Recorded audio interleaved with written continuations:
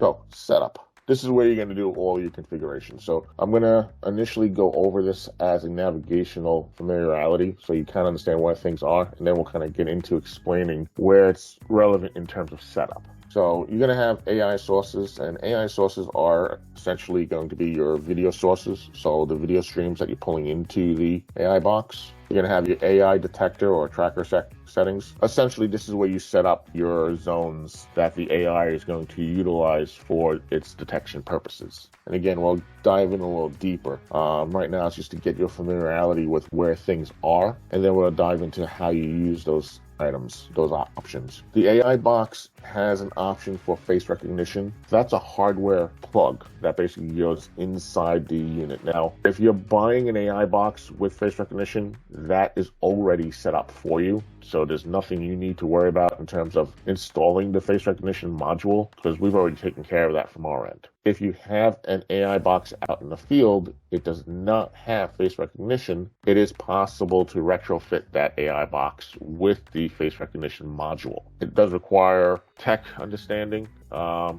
Basically you have to be very careful of static discharge. So if you do a field upgrade of a box, be very, very wary of any static discharge, because that's not exactly a penny's module. It's going to cost a few dollars to get, and if you accidentally zap it, well, that's never a good thing, right? So Understand two ways of getting face recognition on the AI box. One is buying it directly out of the box, and one is to retrofit at a later date. And again, the concern is always going to be any kind of static discharge, because you are removing the cover and you are touching the internal electronics of the device. All right. Also, with the module, you still need to have the face recognition license. Again, if you're buying it already pre-configured, the face recognition license is already installed. If you're retrofitting it, you'll have to install that license after the retrofit has been completed. Now, LPR. So LPR is not a hardware key, it's a license key. So you're just applying a license to activate LPR. And again, we'll get more into it as we go along. Understand from an LPR perspective, any LPR usage within the United States, it really doesn't matter who the LPR company is. We've all got our various challenges because of vanity plates. Some companies spend a lot of money on keeping their databases updated when new vanity plates come out.